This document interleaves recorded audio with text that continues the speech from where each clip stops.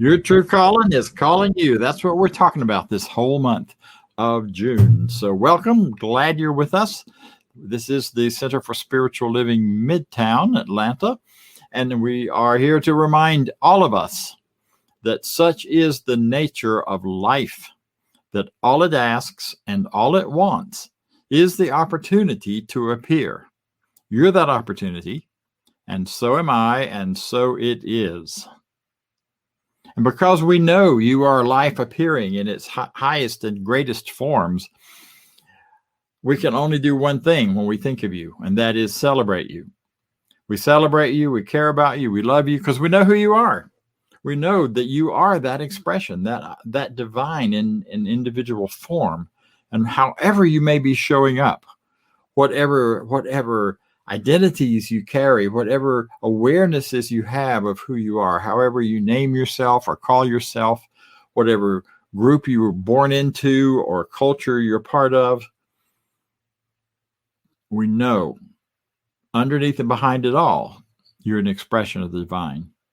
And so we celebrate you, we salute you, we welcome you, and we invite you to spend the next hour with us simply in settling into thinking about what is your true calling. And that doesn't have to be a big, loud, noisy thing. It can be as simple as what do you really want? What do you really want to do and be? And not forever and ever, but for the next 5 minutes or the next hour. So welcome. We're glad you're with us. Settle back and get ready to learn and hear and participate in some good ideas. Some of that good idea comes to us and through us as our declaration of principle. This is what the Center for Spiritual Living Midtown stands on and is very much a part of. So I'd like to read it, invite you to read it if you choose to, along with me out loud. I believe in one God, one absolute power and first cause to all things. I believe that this power is perfect love and operates, I can't believe this, creates out of a desire to express that love. I believe all thought is creative, and how I choose to think creates my personal experience. I believe in the unity of all life, the immortality of the individual soul forever unfolding. I believe in the eternal goodness, the eternal givingness of God to all, and so it is. And now every week we bring in a wonderful practitioner. This is someone who has worked with this teaching, who understands it, who knows it upside down and backwards, and who has used it in his life, in this case, and in the lives of other people. So I'm happy to welcome, on the 6th anniversary of his getting his license, Doug Moody. Thank you. Thank you, Dr. Bob Deen, and good morning, CSL Midtown. Happy Pride. So excited to be here with you guys. This is such an exciting month where we celebrate just the abundance of diversity and all of the good that brings to our world. I'm grateful to be here. I'm off work today, so I get to spend the whole session with you, which is really a treat for me. So I just really got into this week's theme, leaning into the discomfort with our monthly theme about the soul's calling.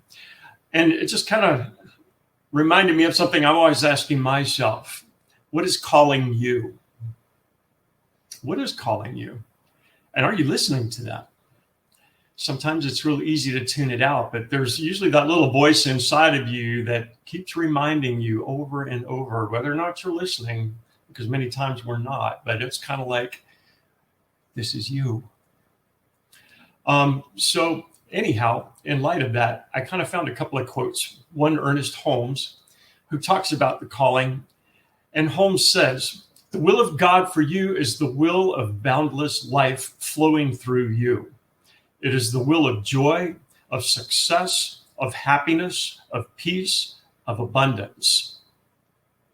And if you're like me, and if you follow along in your little CSL journal with each Sunday's service and themes, there was a beautiful quote on today's pages by Eleanor Roosevelt, who reminds us, you gain strength, courage, and confidence by every experience in which you really stop and look fear in the face. You must do the thing that you think you cannot do. Wow. How many times have we all been flat in that situation, in those circumstances? Well, as Dr. Bob Deen mentioned earlier today, it is actually 6 years in a week. It'll be 6 years in a week tomorrow that I graduated from my practitioner program via the Holmes Institute with a graduation celebration out at the Seaside Spiritual Living Center in Encinitas, California. And it was an amazing experience. But I got to tell you, the road getting to there was not easy. But I think that that's something that we can realize is pretty common with all of the things that we truly value and love with life. My mom as a kid used to say, life is beautiful, but there's no guarantee that it's going to be easy. And many times it's not. But anyhow, I have never really shared this with a whole lot of people, but I was about 6 weeks away from graduation in my practitioner training. And oh my God, my prayer partner, who actually originally got me involved with the Holmes Institute to complete my practitioner training, dropped out of the program. And I was like, oh my gosh, if they dropped out, why am I still here? You know, she was so much better than me. You know, you kind of start thinking about all this stuff. And at the time, I had just found out that, you know, my dad had been diagnosed by his doctors that he was going to be bedridden for the rest of his life. And so I was spending a lot of time. We had to get sitters to come in. And, you know, I was spending a lot of time with my parents' house. And thank God the Holmes Institute program accommodated me because I could join in my classrooms. All I needed was an internet connection, much like what we're connecting with this morning. And it's so beautiful how that whole experience kind of prepared me for where we are today with our virtual service here at CSL Midtown. But there was a point in this program in my practitioner training where I thought, oh, you know, this is just too much. I can't do this right now. And I remember taking a very deep breath and just saying, okay, just stop and be still and listen. And when I did that, I recall this little voice just reminding me, you can do this. Kind of like how President Obama used to say, yes, we can. And I have to tell you, it wasn't easy. There were a lot of different things going on. You know, my business was my consulting business in commercial real estate was kind of coming out of that whole post-Great Recession economy. And I was, you know, trying to build that up. My partner's stepdad had been diagnosed with liver cancer. And, you know, so we were dealing with them and our extended families kind of on both ends. And there was just a lot hitting me all at the same time. And I just didn't think that I had it within me to pull through all of that. And I think there was also a bigger part. It's that fear factor that we all face. But there was a bigger part of me that was concerned, am I good enough? Am I really going to be able to help people in this teaching? But the more I thought about it, the more I realized and remembered how much I absolutely love this teaching and how much this teaching has given to me and to my family and to my partner, Greg, and to my friends, and just what it has helped me achieve in my life. And when I thought about that, I realized that I would love to be able to help others recognize that potential within themselves too. That was my calling. And back in 1998, Reverend Kennedy Schultz asked me if I was interested in going on to becoming a practitioner. And I had just moved back to Atlanta, and there was a lot of things, other things, and I just didn't feel that was the time. So my calling to this was taken very seriously. And I did it when I knew that I was ready for it. But as always, the best time is always now, and do it with what you have available, because even if you feel you don't have everything, somehow it all comes through. You have it within. Sometimes we just can't see that. But we need to be reminded of that. And that's what I love so much about this teaching. It's so powerful and uplifting. So a big shout out to all of my classmates. I call them my litter mates from my practitioner group, my practitioner training. It was a very joyful day on June the 7th, 2015 in Encinitas, California at Seaside Center for Spiritual Living. The irony of that is there's a picture, a photograph of my class and my group. Dr. Bob Deen was there. He was actually, at that time, the head of education and practitioner training for CSL International with his job based in Denver. And he had come out to participate and guide us in our practitioner retreat. Good old fear to faith exercise always works. And just a lot of other things. And that was my first time meeting him. And of course, I had worked with Reverend Robert Brzezinski. He assisted Reverend Christine Tillotson in facilitating and teaching our class. He's been a great mentor. And the beauty of that is I'm in a photograph with both of them on the back row. And I love it because today I am working with both of them right here, right now, right here with you too. And I absolutely love that. My practitioner training and my role as a practitioner has brought me so much joy. Things that I never even imagined that I would be doing. And I absolutely love it. If you ever have any kind of inclination or question, or if you're kind of getting maybe that calling that a practitioner path might be something you are interested in, please feel free to talk to any of our wonderful practitioner staff here at CSL Midtown. We've got a great group of people and they'll be happy to help you out. So I just want to say thank you also to my wonderful community here at CSL Midtown Atlanta. I love every one of you. We've got so many great things going on right now here at CSL Midtown Atlanta. Our board is busy meeting. We're trying to make some great plans to make some really fun and exciting things happen for this center and for our community. Hopefully we'll be kicking off in September. We've got some surveys that are going out right now, gathering some information on what you'd like to see in that. And I think that's very exciting. So let's just join together right now in an opening prayer. This is going to be an affirmative prayer, and I'm going to say it in the first person. Just sit back in your seats and relax and accept what you would like and what resonates with you, and whatever doesn't resonate with you, just throw it over your shoulder and keep going. But let's just get comfortable and know this together.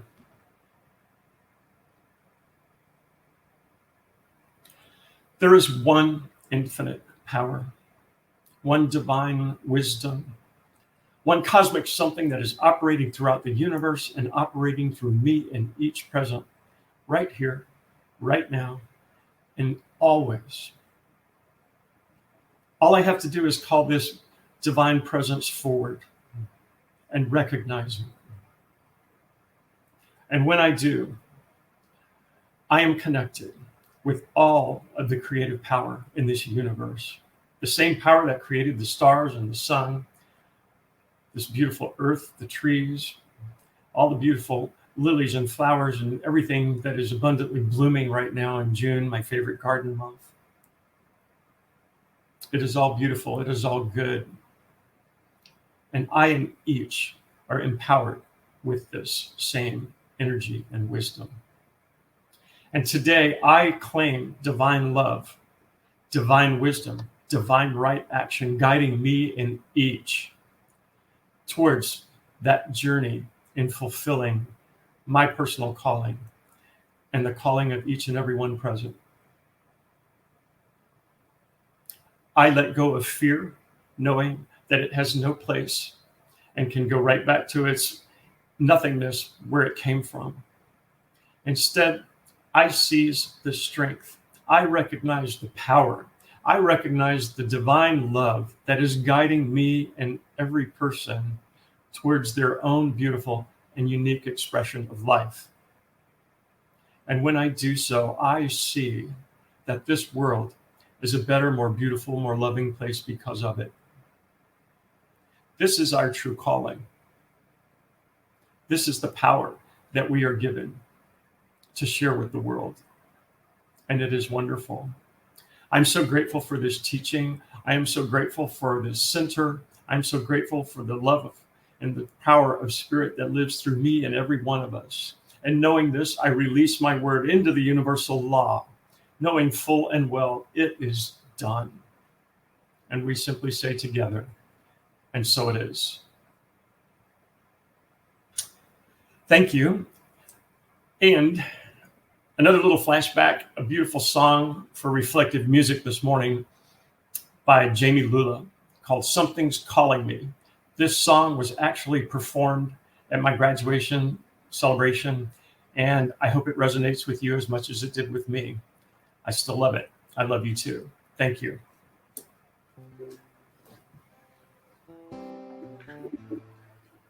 Something's calling me. Something's calling me.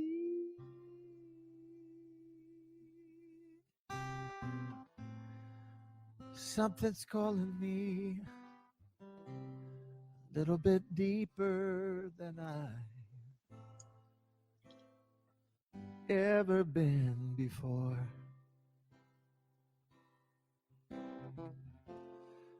Feels like I'm walking on marbles. Can't still the earth beneath my feet.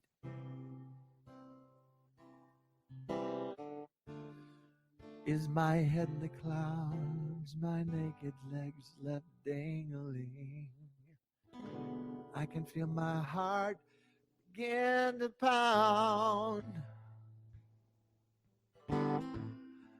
Something's calling me a little bit deeper than I've ever been before.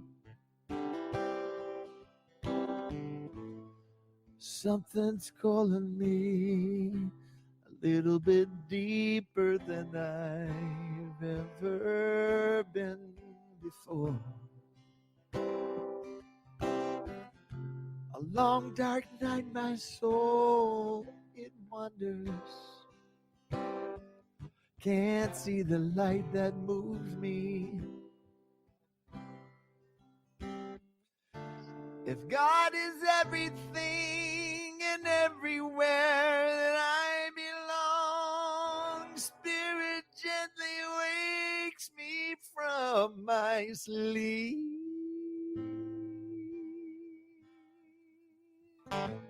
Something's calling me a little bit deeper than I've ever been before.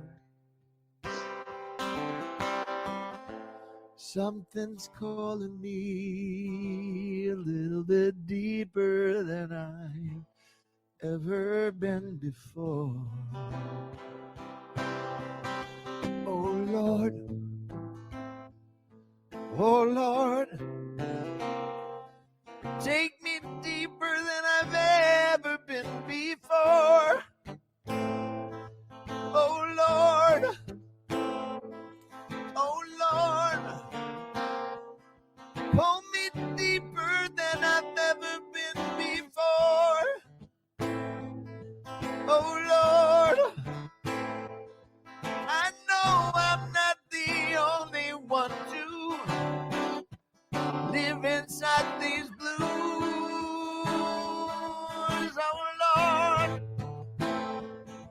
Oh Lord, I give my life, I give my love to you.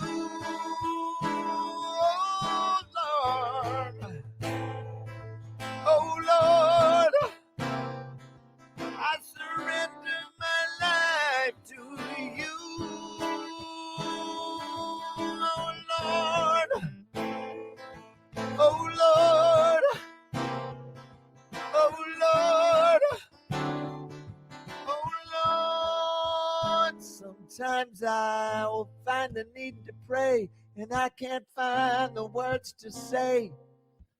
The only prayer I sing is, oh Lord, oh Lord, oh Lord. If you sing it with me now, oh Lord, if you can't think of the words, just sing, oh Lord, oh Lord, oh Lord, oh Lord. Something's calling me deeper than I've ever been before. What's calling you? What does that raise in you? What thoughts, what ideas does that bring for you when you hear that? I've been thinking a lot about this week, is this whole business of the soul calling, that within me that's calling me to express, that's calling me to speak, that's calling me to something. And when did it first show up? And when was I first aware? And long before I would put that name on it of my soul calling me, there were things in my early childhood even that just called me, that I was so captivated by and caught up in, and that were so important in my life, and so created a sense of moving towards something. My family tells a story that when I was really a little tyke, my mother and father had a chenille bedspread, which was very popular in those days, in their bedroom, and it had this little 3 tracks that ran all the way around it. Some of you may have seen those. You know what I'm talking about. It has all the little puffs of fabric and stuff, but then there were these tracks that were laid out on the bedspread. And I'm told I spent hours and hours driving a little car all the way around, and then coming all the way back, and then all the way around, going booden the whole way.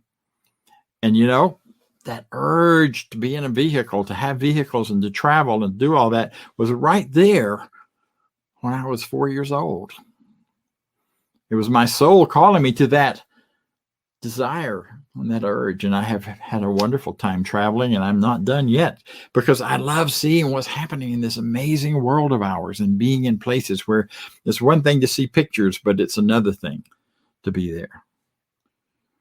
You see all the pictures you want to of the Grand Canyon, but there is nothing to compare to stepping up to the rim for the first time and having your breath taken away. It is just an amazing kind of sense of calling. Another sense of calling for me in those early days was in my a little later in my older childhood. We were good Baptists, so my mother went to church morning and evening on Sundays. And because they didn't have childcare at night, I usually stayed home with my dad or whatever. And so but sometimes we would go get her, or we'd go get treats while she was at church, and then go pick her up.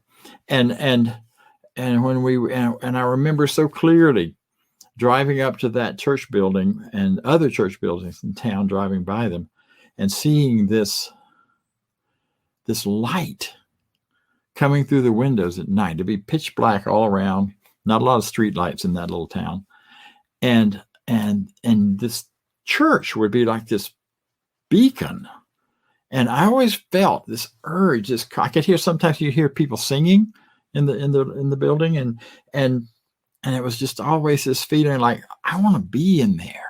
I want to be part of that. I want to be feeling that warmth. That's what I was thinking. That's what I associated it with, was warmth and safety and a place of some kind of loving connection. I always got a lot of attention when I showed up, so that was always a plus, still is. And that was an urge, a calling, a pulling from within me towards something, and I couldn't even articulate it. And the way I would have at the time has little to do what I think it actually with what it actually was. So your soul's calling may be something big, and it may be a direction in life. It may be something you're doing on the outside, but it may also simply be those gentle nudges inside of you towards something that seems like it should be better, should be different, should be what you would want to be in order to live the way you want to live, in order to have the life that you could imagine being the very best.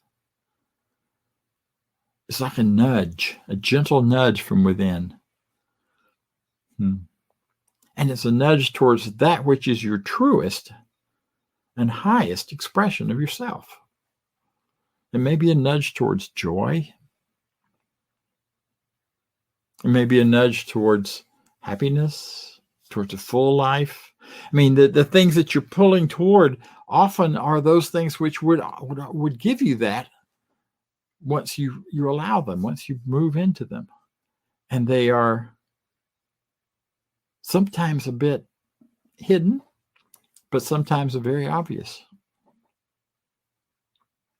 See, later in my life, as I got into different religions, I began to get the idea that your soul is calling you to sacrifice.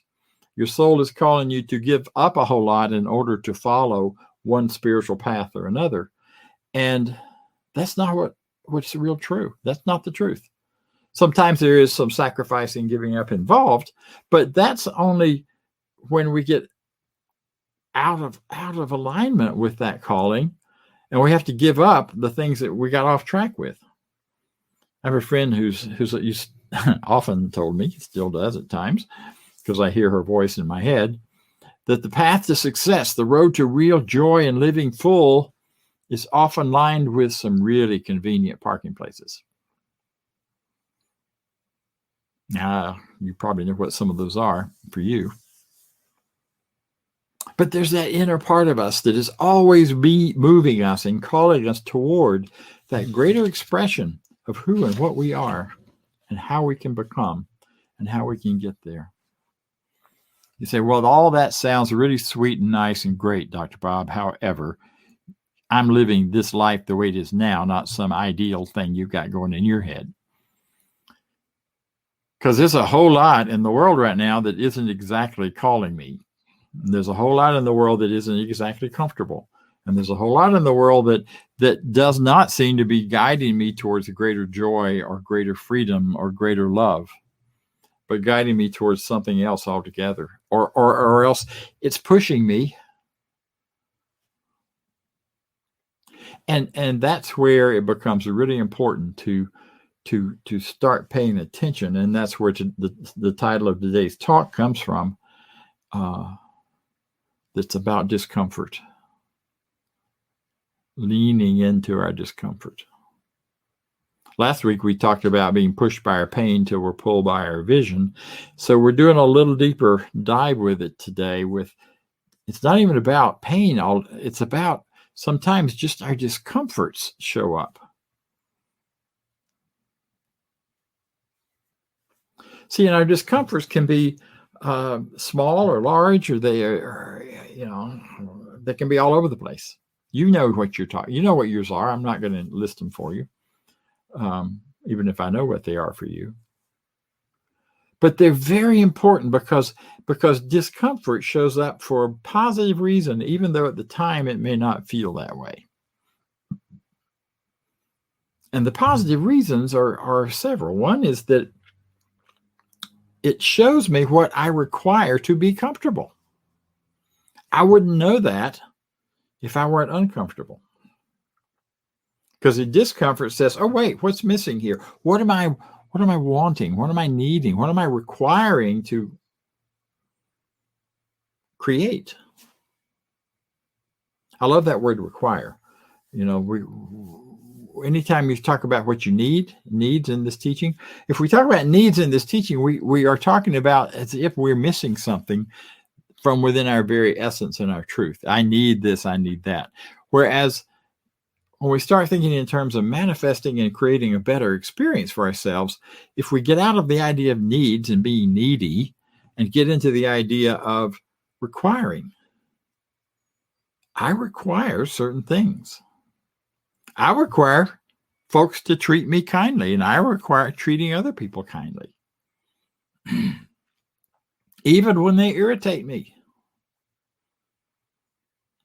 So requiring. So your discomfort is there to show you what you require in life.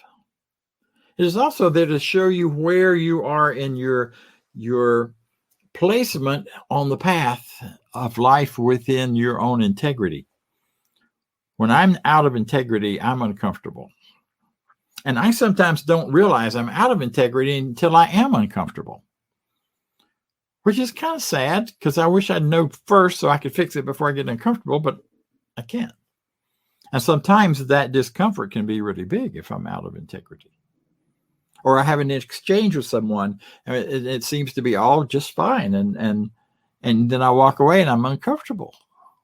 And I'm like, why am I uncomfortable? What's that about? And so if I dig a little, if I listen a little in my own inner self, I can get an answer for that. And the other and last thing I'll say about that is our discomforts show us where we need to grow and what we need to know. You know, the strongest message I can always offer for myself when things just seem to be not working the way I feel like they should, and I'm uncomfortable and I can't quite nail it down, is there's something that I need to know here. Not something I need to fix, not something you need to do, but something to know. You know, I don't know if this is what the original meaning of it was or not, but there's that great expression in the Bible that Jesus said that we should love our enemies. I always thought, well, okay, that's so you can be nice and you can appear to be loving and all that stuff. Well, it isn't. It's because your enemies, whether it's people or perceived people or institutions or thoughts, are there to teach you how to stay clearer and to grow toward a greater expression of oneness, a greater expression of love, a greater expression of life. So I love them because of the information they can give me about myself. What am I thinking about? What have I begun to believe that would attract those experiences, those thoughts, those discomforts into my life?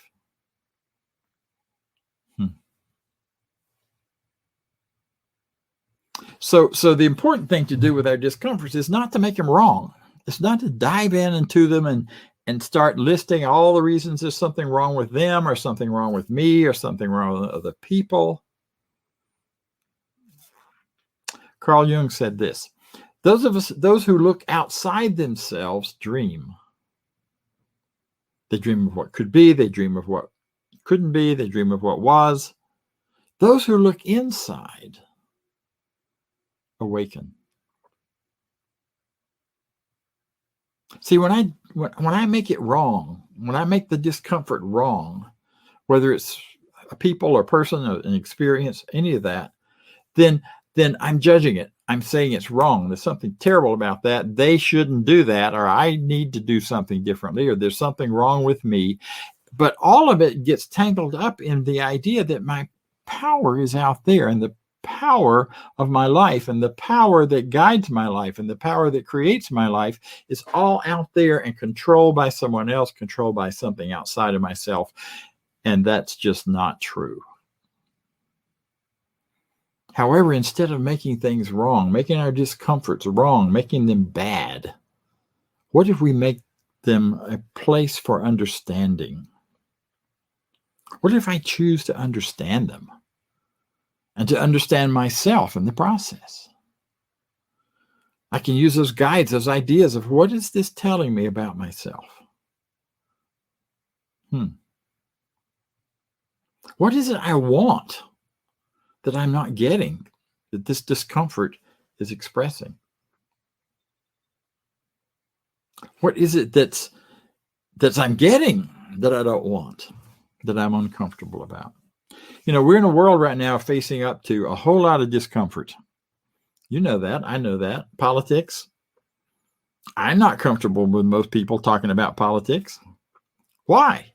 Because I'm afraid. I'm afraid of what's going to happen in the conversation. I'm afraid they're going to say things that my anger is going to get out of control, and I'm going to respond to in a way that isn't very ministerial or kind either.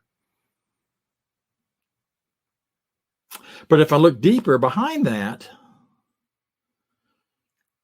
and I remember the power of my life is in here, it's not out there in my consciousness. What is it about that conversation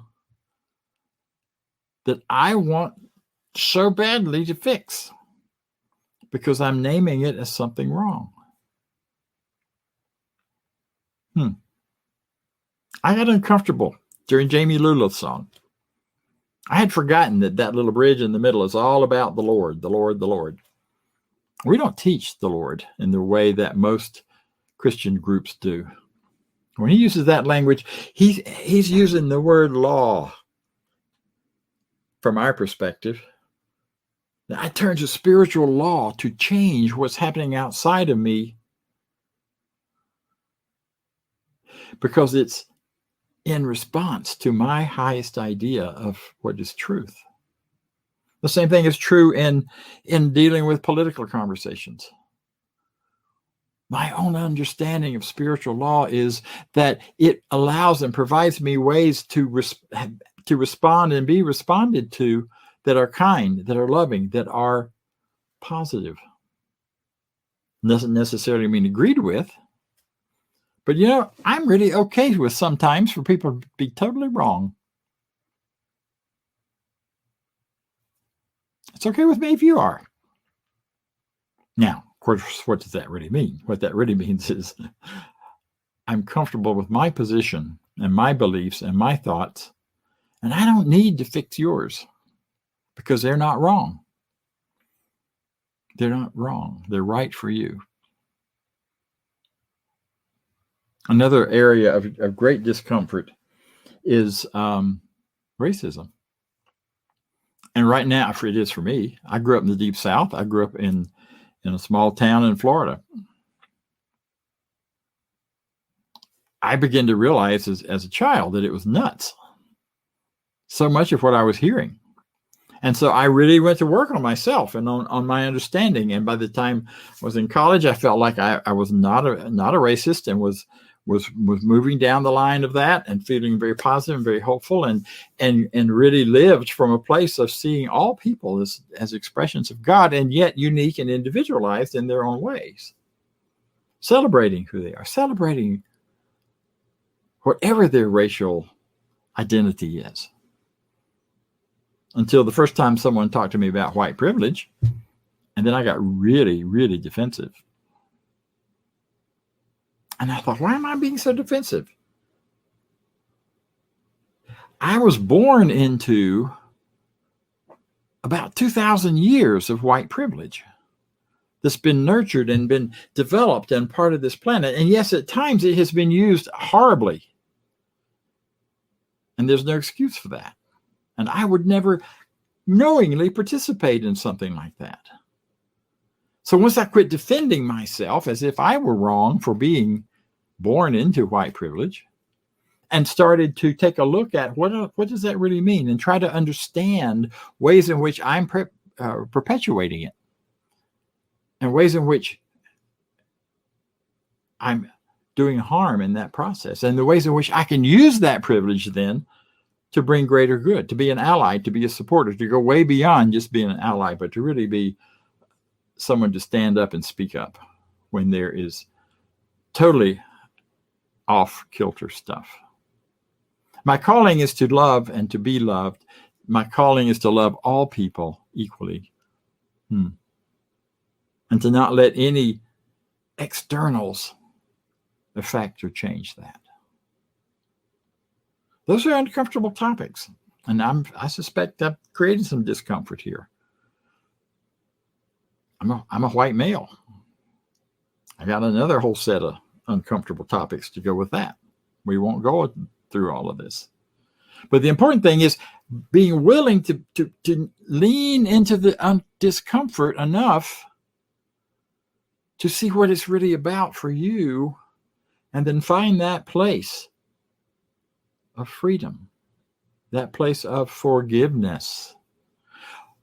Forgiveness is all about letting go. Forgiveness is about letting go of this smaller thought in order to be open to the larger thought. Forgiveness is letting go of the belief that I am somehow wrong and you're somehow wrong and making room for the bigger and the greater. And all of that is in service of your soul's calling. All of that is allowing that power within you that is pulling you to a greater expression of life, to a greater expression of God. It's pulling you there so that you can live more freely, more joyfully, and in a greater way.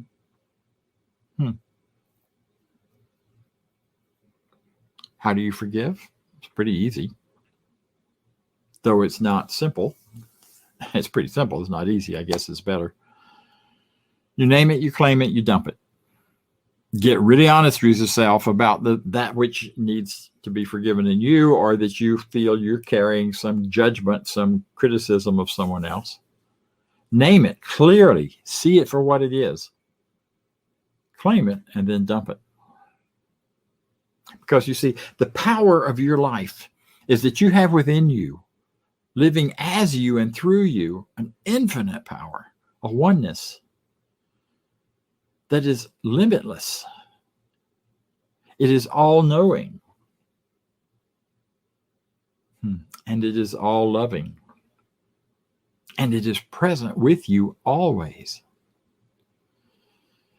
And so the place to deal with it, to look at all of this stuff, is not out there. It's in here. It's in myself. I often ask the question, what would love do at this time? What would love be if I were to show up in life as if love is all there is? How would I be different? The truth is, love is all there is. It's twisted and distorted and comes out in all kinds of ways that don't look loving at all. But Emma Curtis Hopkins, one of the founders of New Thought and our teaching, says that even when someone's robbing a liquor store, they're doing it out of some kind of distorted love for themselves, that this is the only way they can get what they need. Love, twisted, turned all around. And that's also an uncomfortable idea and topic for people. Lean into it. Spend some time with it.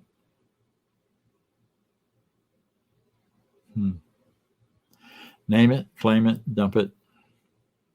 Because you don't need to carry all that judgment around, because your soul's call is already drawing you toward that which is yours, that which is best for you, and that which can bring greater good to yourself and to everyone else. You know, I want to close with the words of a song I heard over the weekend, sung by the Four Tenors. They're an interesting crossover group between pop and classical and fabulous voices. It was written by the Nashville String Machine. And the words say this: in the world, it's hard to tell shadow from light. What is real can find a way to hide behind the lies. That is for sure. Don't be fooled or ruled by voices all around you, because your road will always be revealed. If you lead with your heart. It's the one thing you can trust to always come from love. And it will shine right through the dark like a northern star to show you what is true. You'll never lose if only you will lead with your heart. When you face your discomforts, lead with your heart. When you feel and you're being drawn toward that true calling, that soul calling, that which is calling within you to be something perhaps more loving, perhaps with greater freedom, perhaps to live with peace, pure peace. What may appear to be uncomfortable interferences can simply be dissolved by leading with your heart. Join me, if you will, in a few moments of quiet, a few moments of meditation, with a nice deep breath and a moment of settling, letting go of any discomfort that this talk has raised or any questions or concerns you may have. Turning away from my voice, turning away from the world outside, turning to the source of your true life, the source of your true beingness, which is within.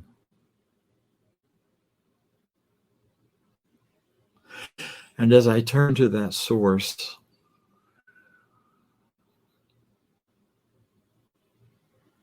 I feel it within me, that I am more than my body, I'm more than the world around me, I'm more than the physical things I have acquired.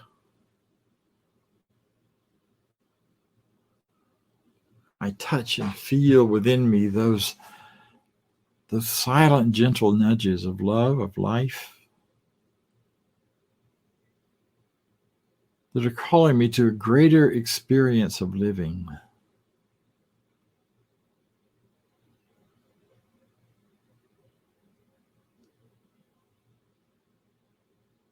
For I am designed to live in peace. I am designed to live in love. I am designed to create in a world that says yes to my creations. I am designed to become a better me, that I make the world a better place. Just by being here, breathing air and taking up space is enough.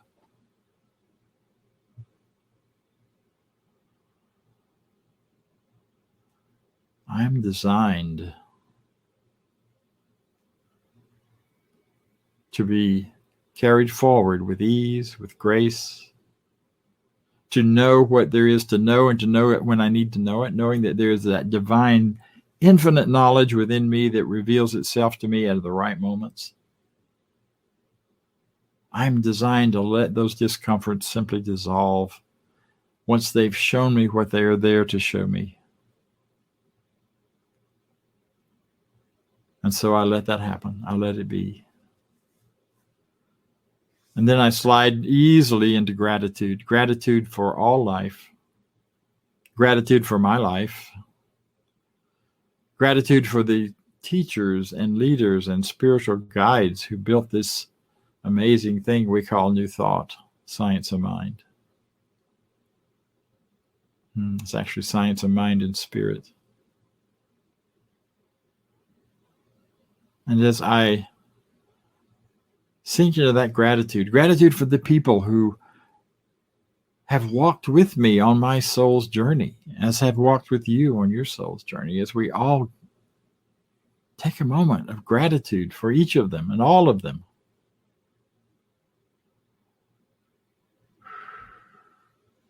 Many of whom are nameless. In this place of gratitude, I can release this treatment now, knowing that I am a forever being and that the life I am living will continue to unfold into greater and greater good.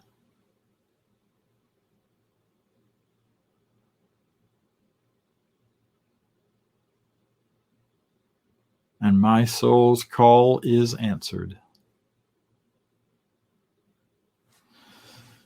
This is my truth. This is my northern star. This is my heart. I let it be, and so it is.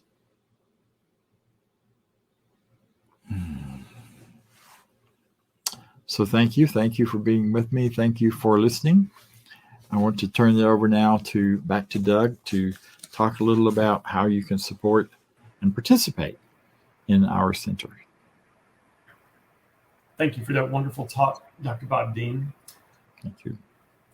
So we just spent a lot of time and reflected a lot on what messages resonate with us on the heart level and how that spirit calls out to each and every one of us.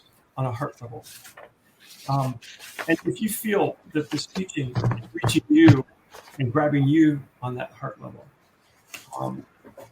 we encourage you or are excited by the opportunity that you join us and feel that you can give to our community too. We call it grateful giving. And what we learn in this teaching is that when we give to the world with our hearts, more of what we love shows up and demonstrates its beauty in our own lives and in the world, and makes it all a better place for everyone. So if you feel inclined to give, you can certainly do that.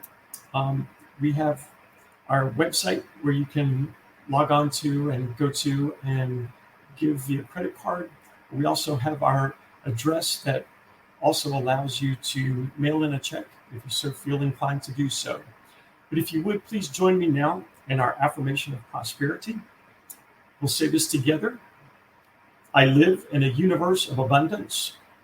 As I freely and joyfully give, I join in the divine flow, and all that I share with life returns to me multiplied abundantly. And so it is. Thank you for that. And I believe now we're getting ready. We're going to move to our announcements. Next Sunday, we're going to continue our theme, The Soul's Call. Sunday, June 20th, which is also Father's Day. The topic of next week's talk will be What's Evolution Without Love? With Rev Dr Bob Deen. You can also join us on Zoom after the celebration for our discussion. Just hang around and feel free to talk and catch up with friends. We also have an online spiritual empowerment session Tuesday afternoons from 12 to 12:30. Join that with Wisdom on Wednesdays from 7 to 8 o'clock p.m. Eastern Standard Time. And you can find links to both of these using the same Zoom chat room that we are currently using right now. Please remember to share the broadcast news on Facebook with your friends on your personal Facebook pages. You never know who you might reach, and you might have some friends and family members who might enjoy or benefit from joining in and hearing the message that we bring to the world too. You can also subscribe to the YouTube channel. If you've not been receiving our newsletters, please send us an email, info@cslmidtown.org. And we also have a Sunday morning discussion group that meets at 10 a.m. The discussion group uses the 365 Science of Mind text, which are a beautiful collection of daily meditations and reflections by Ernest Holmes. And as I said earlier, if you have any need for a practitioner, if we can be of service to you and guiding you along, we're not going to tell you what you need to do or what your answers to your challenges might be, but we're going to gently nudge and guide you so that you discover them within yourself and know that you have everything that you need. Please contact one of our practitioners. We're happy to help out. We've got an excellent team of very well-seasoned and experienced practitioners. Just a great group of people here at CSL Midtown Atlanta. You can find them on the website too, as well as complete a request for either getting together with a practitioner or soliciting for prayer requests. So that's it for our announcements. And I'm going to turn it back over to Dr. Bob Deen.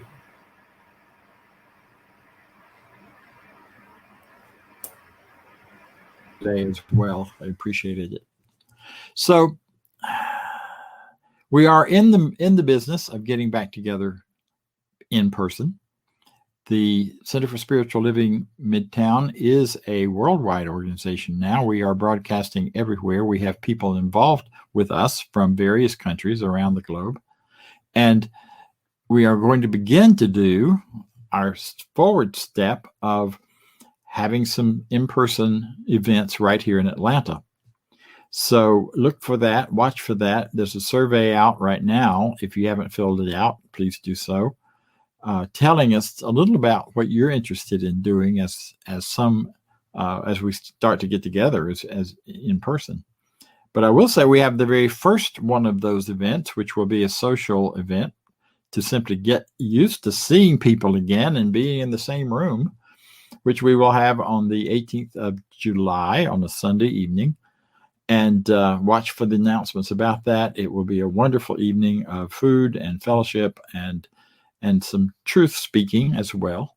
So I look forward to sharing more with you about that. But for now, join me in our closing remarks as we look at the affirmation of life, which says this: I leave this place now knowing something better than I knew before. I go forth into the world with a heart full of love and a mind full of good sense. I look at the world in a greater way, knowing that I have within me everything I need to create the life I desire.